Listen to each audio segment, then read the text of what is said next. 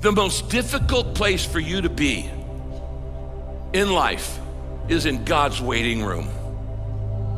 In God's waiting room. Some of you are in God's waiting room right now. What is God's waiting room? When you're in a hurry for something to happen and God isn't. That's God's waiting room. Some of you are in a hurry to graduate. Some of you are in a hurry to get married. Some of you are in a hurry to start a family. Some of you are in a hurry to launch a new business, to close a big deal. Some of you are in a hurry for a big goal, a big dream, a big accomplishment. Some of you are in a hurry for all kinds of different things, and God isn't. If the truth be told, we were being totally honest.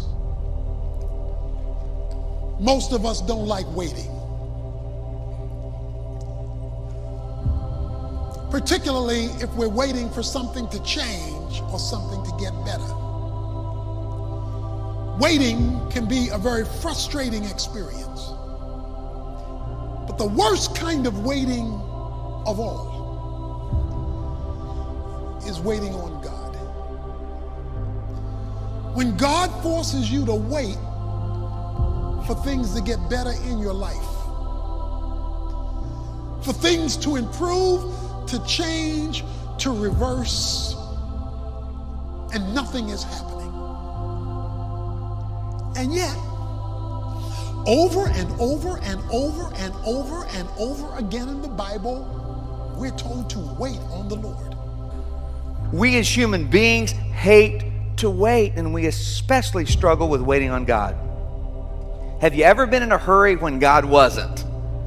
And you're, God, I know you're going to come through, and I'm praying this really godly prayer. I know it's your will, so where are you? Why aren't you coming through? And you're in the waiting room of life. And we get so impatient. We want to hurry God up, and we want things right now. And some of you have been waiting for God to come through, and you're about to give up, and you're getting discouraged. And you realize that God's standard time is not always running on my time. And it's in the waiting rooms of life we learn to trust God the most. In those difficult waiting rooms of life, that's where God grows us and builds our character the most. Through the pain of waiting, we learn to trust God. And without faith, it's impossible to please God. That's when He builds our character. You see, while you're working on your project, your goal, your dream, your vision, God's working on you. And God's much more interested in you than in what you're trying to accomplish. Because you're not taking your accomplishments to heaven, but you are taking your character.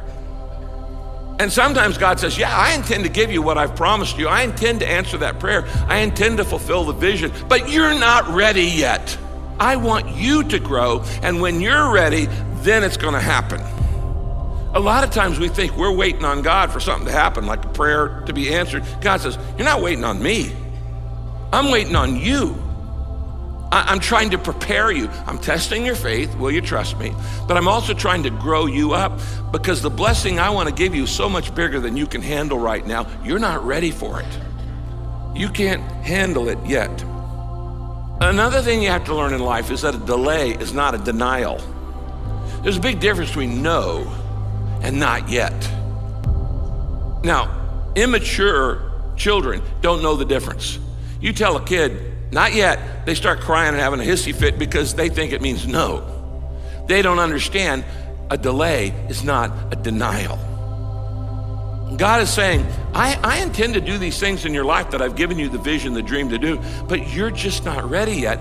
And at the right time, I will answer your prayer. God's often waiting on us.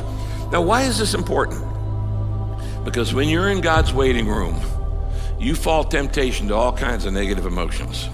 You start worrying, you start stressing out, you get anxious, you get irritable, you get spiritual ADD, you can get envious, you can get jealous. You go, hey, he got a promotion, I didn't get the promotion.